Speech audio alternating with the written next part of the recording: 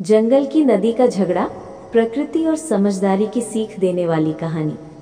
एक घने हरे जंगल के बीचों बीच एक चमचमाती नदी बहती थी। उस नदी का पानी इतना साफ था कि उसमें मछलियां खुशी से नाचती थी और पेड़ पौधे उसकी ठंडी हवा से झूम उठते थे। सभी जानवर उसी नदी का पानी पीते थे, इसलिए नदी सबकी प्यारी थी। एक दिन गर्मी ज्यादा बढ़ गई। नदी का पानी धीरे धीरे कम होने लगा। जंगल के जानवरों को चिंता होने लगी कि अगर पानी और कम हुआ तो सब प्यासे रह जाएंगे।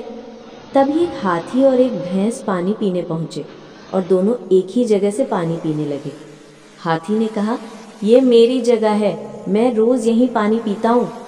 भैंस बोली, नदी सबकी है, किसी की नहीं। दोनों की बहस बढ़ती गई और जल्दी पूरा जंगल शोर से भर गया। बंदर पेड़ से लटक कर बोला, हाँ नदी सबकी है। लेकिन शेर गरजा, नहीं, नदी का सबसे ज्यादा अधिकार मेरा है, क्योंकि मैं जंगल का राजा हूँ। अब तो पूरा जंगल दो हिस्सों में बंट गया। कुछ जानवर शेर का साथ दे रहे थे तो कुछ भैंस और हाथी के पक्ष में थे। नदी ये सब देख रही थी। वो दुखी हो गई। उसने सोचा, मैं सबको जीवन देती हूँ, लेकिन ये मेरे लिए झगड़ रहे हैं। धीरे धीरे नदी का प्रवाह और कम हो गया, जैसे वो नाराज हो। अगले दिन जब जानवर पानी पीने आए तो नदी का पानी और घट गया था। मछलियां तड़प रही थीं, पेड़ मुरझाने लगे थे।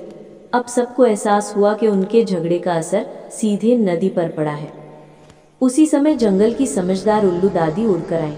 उन्होंने सबको इकट्ठा किया और बोली, बच्चों, तुम नदी के लिए झगड़ रहे हो, लेकिन नदी खुद दुखी होकर सूख रही है। अगर तुमने एक दूसरे से लड़ना बंद नहीं किया तो नदी हमेशा के लिए चली जाएगी। जानवरों को अपनी गलती का एहसास हुआ। सबने मिलकर नदी के किनारे की सफाई की, पेड़ लगाए और तय किया कि अब कोई भी एक दूसरे से नहीं लड़ेगा। वे सब मिलकर नदी की रक्षा करेंगे। कुछ ही दिनों में बारिश हुई और नदी फिर से मुस्कुराने लगी। उसका पानी बढ़ने लगा और जंगल फिर से हरा भरा हो गया। मछलियां फिर से नाचने लगी और पक्षियों की गीत गूंजने लगे। उस दिन से जंगल के सभी जानवरों ने ये बात याद रखी, प्रकृति सबकी माँ है और उसकी रक्षा करना हम सबका कर्तव्य है। नदी अब ना सिर्फ जंगल की शान थी, बल्कि एकता और समझदारी का प्रतीक बन गई।